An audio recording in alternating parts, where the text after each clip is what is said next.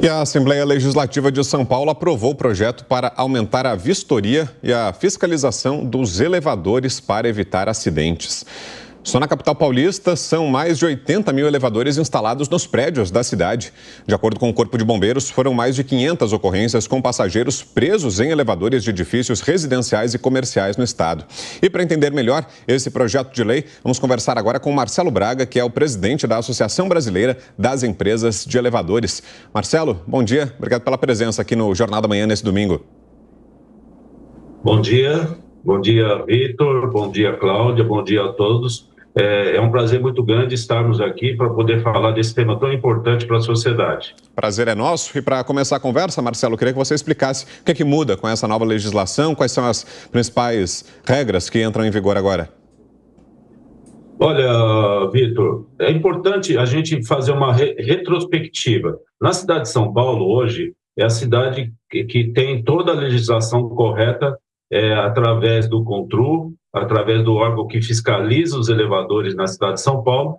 Essa lei, basicamente, você tem vários critérios, como a empresa estar regulamentada, a empresa ter o mínimo de frota, a empresa ter o mínimo de condições para atender os elevadores, e você também tem que fazer o RIA, que é o Relatório de Inspeção Anual. Esse relatório de inspeção anual é a saúde dos elevadores. Então, por que eu cito a cidade de São Paulo? Porque hoje, apesar de 80 mil elevadores dados do CONTRU, em 2021 nós não tivemos nenhum acidente fatal na cidade de São Paulo. Isso é prova que a legislação, o RIA, que aqui em São Paulo ele já é online, na época do então prefeito Kassab, foi regulamentada uma lei que diz que todo elevador tem que ter esse documento, que é a saúde de elevadores, feito anualmente. Então, com isso, nós da ABEL, juntamente com a doutora Damares Moura, deputada estadual, conseguimos sensibilizar a Alesp, né, conseguimos sensibilizar a sociedade para que essa lei que estabelece o RIA seja agora estadual. Porque, Vitor e Cláudia, por incrível que pareça, existem muitas cidades no Brasil, muitas cidades em São Paulo, que não há uma regulamentação correta para a fiscalização dos elevadores, que é feita pelo município.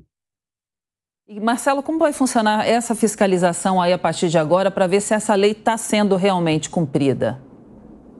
Então, Cláudia, o que vai acontecer? A partir da sanção do nosso governador, né, o Corpo de Bombeiros, através do AVCB, que é o auto de licença de verificação, né, ele vai poder pedir, além dos certificados de para-raio, além dos certificados de escada e outros itens, ele também vai pedir o RIA dos elevadores. E os bombeiros têm condições, Marcelo, dessa ampliação da fiscalização? Tem efetivo? Eles participaram? Foram ouvidos também nessa discussão na Assembleia Legislativa? Sim, nós conversamos com os bombeiros, inclusive, na época, né, pelo então Major Palumbo, né, conversamos sobre isso. E não, Vitor, não vai ser um aumento do trabalho do bombeiro, porque o bombeiro, quando ele vai fazer o AVCB, ele já pede algumas documentações da edificação. Então, o RIA vai ser somente mais um documento que ele vai pedir, e esse documento vai ter que ser preparado pelo responsável do prédio, porque o AVCB é cada 3 anos. Então, ele vai ter que apresentar o RIA dos últimos 3 anos. Esse RIA só pode ser emitido por uma empresa habilitada, por um engenheiro responsável que vai assinar esse RIA.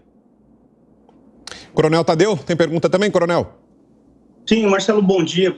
Prazer em conhecê-lo. Primeiro, parabéns pela medida, porque eu sempre ouço falar que o elevador é o meio de transporte mais seguro do mundo, e você até aí acabou de comprovar, né? Porque em 2021 não houve nenhum acidente, mas me preocupa muito aqueles prédios muito antigos, né, que acabam tendo aqueles elevadores antigos, né? Existe no bojo desse projeto de lei que deve ser assinado alguma coisa no sentido de fazer uma atualização dessas máquinas antigas por máquinas mais modernas? Coronel Tadeu, o prazer é nosso, né? Pessoalmente estar falando com o senhor, né? E parabéns aí pela medida que vocês estão fazendo através desse usuários de crack, né? Muito boa pergunta, Coronel. O que acontece? Hoje existe a ABNT, ela determina normas de regulamentação, normas de atualização de equipamentos. Então, mesmo que o equipamento seja antigo, ele é perfeitamente possível que esse equipamento seja atualizado conforme as normas atuais. Inclusive, isso acontece aqui em São Paulo. Então, quando você emitir o RIA, Coronel, você vai fazer um diagnóstico do que precisa ser feito para que esse elevador atenda o mínimo das condições de segurança para que ele evite esse tipo de situação que está acontecendo aí, de várias ocorrências do bombeiro. Por que ocorre essa situação, Coronel Tadeu, Vitor e Cláudia? Por quê? Porque não é feito, infelizmente, onde não há regulamentação, não é feito o plano de manutenção anual. Esse plano de manutenção anual, independente da idade do elevador, se ele for seguido corretamente, você vai evitar muitas paradas corretivas. Por quê? No plano de manutenção anual, você faz manutenções preventivas. Infelizmente, Coronel, no nosso entendimento, por que aumentou essa quantidade de ocorrências do Corpo de Bombeiro? Com a pandemia e com o impacto na renda dos moradores, muitos condomínios tiveram que fazer uma redução de custos. E essa redução de custos, o preço a ser pago, no nosso entendimento, é muito alto, porque você acabou deixando de fazer manutenções preventivas e, com isso, acabou ocasionando mais manutenções corretivas. E a manutenção corretiva, como o equipamento é um equipamento mais seguro, qualquer defeito que tiver, o que ele vai fazer? O elevador vai ficar com a pessoa retida. Marcelo, e por causa aí da pandemia, da crise financeira também, né? Muitos condomínios deixaram de fazer a manutenção dos seus elevadores. Você falou que em 2021 não houve acidentes, mas nesse período todo houve uma busca maior por consertos, porque acho que a gente viu mais elevadores estragados agora do que nunca, né? Cláudia, foi muito boa a pergunta. Quando eu falo que não houve acidentes, foi na cidade de São Paulo.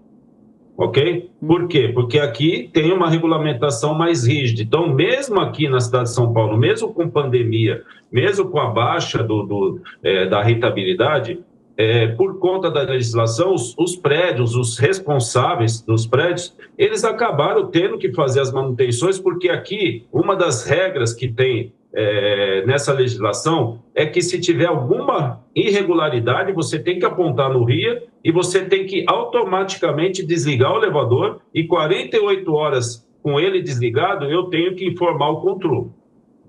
Então, tem essa diferenciação entre a cidade de São Paulo e o resto do estado, e, infelizmente, o resto do país. Muitas cidades não têm a regulamentação. Então, como não tem a regulamentação, não tem a legislação, o que acontece? O síndico, infelizmente, ele não entende que existe uma legislação federal no Código Civil, que é o 1348, que diz que ele tem que ser responsável pela manutenção predial do elevador. Mas como não há uma regulamentação municipal, ele acaba deixando esse tema de lado, infelizmente.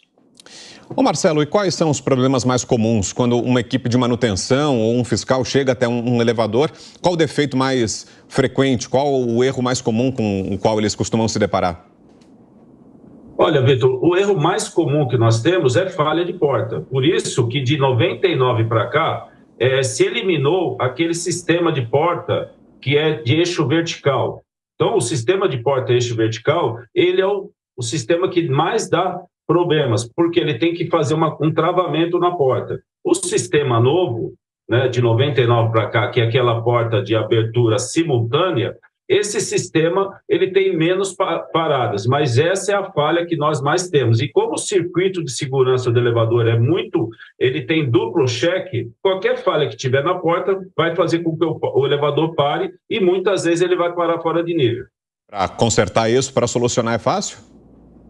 Sim, desde que seja feita a manutenção, que nem eu falei, o plano de manutenção prevê tudo isso. O plano de manutenção prevê a checagem mensal das portas, a checagem mensal da porta de cabine, ele prevê também a regulagem do freio. Então, se você seguir o plano de manutenção anual, esses tipos de defeito, com certeza, vão ser mitigados.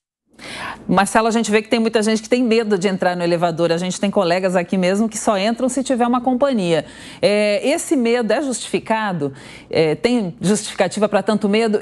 Claro que tem o lado psicológico. E também gostaria de saber do custo. Vai aumentar o custo para a população, para os condomínios com essa nova lei ou não?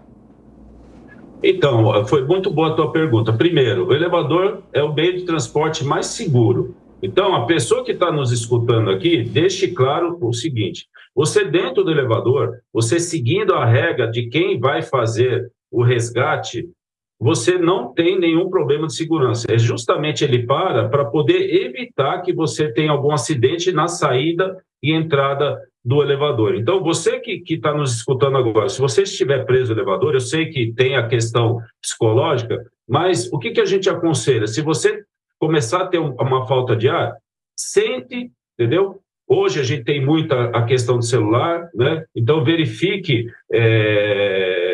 se você pode entrar em contato com alguém. E o principal, Cláudio, quando a empresa é uma empresa habilitada, quando a empresa é uma empresa homologada, ela tem que ter a plaquinha, né? Então, além da pessoa ficar calma, ela pode, inclusive, ligar naquele telefone para poder auxiliar aí, para poder aumentar e esse tempo que ela vai ficar parada vai diminuir. A questão do custo, isso é certo quando a gente faz a manutenção no nosso automóvel, quando a gente faz a manutenção na nossa casa, Cláudio. Quando nós fazemos a manutenção preventiva, o que vai acontecer? Você vai manter um padrão de gasto, mas você não vai ter um gasto excessivo pontual numa manutenção corretiva. Então, nosso entendimento é que, se for feito o plano de manutenção anual, você não vai ter um grande aumento na manutenção. O que ocorre hoje é que, muitas vezes, na hora que faz a parada do elevador numa cidade que não há a regulamentação, essa parada faz com que você tenha um gasto excessivo pontual. Na manutenção do plano de manutenção anual, você vai fazer esse gasto homogêneo. Ô Marcelo, só para a gente fechar, no caso de um acidente ou um problema técnico num elevador, qual o procedimento? Imagino que seja acionar o comunicador, né? Aquele interfone que tem geralmente com a portaria ou com a recepção do prédio. Imagino que seja esse o procedimento, né? Sim, Vitor. Nós pedimos 3 situações. Então, primeiro, você acionar o intercomunicador para avisar o porteiro, avisar a pessoa responsável que você está preso. Segundo, se for um prédio que tem uma empresa regulamentada, você pode ligar para aquele telefone que está na plaquinha. E terceiro, né, se você perceber que não teve resultado nessas 2 ações, 193, você vai ligar para o bombeiro. E o bombeiro tem a capacidade e tem a habilidade para fazer o resgate também. Muito bem, a gente conversou com Marcelo Braga, que é presidente da Associação Brasileira das Empresas de Elevadores. Marcelo, obrigada pela sua entrevista. Um bom dia para você, um ótimo domingo. Eu que agradeço e espero que a gente possa estar daqui um ano, Cláudia, Coronel Tadeu e Vitor, falando de números muito menores na questão desses números do Corpo de Bombeiro. Forte abraço a todos, boa semana para todos. Para nós. Valeu, Marcelo.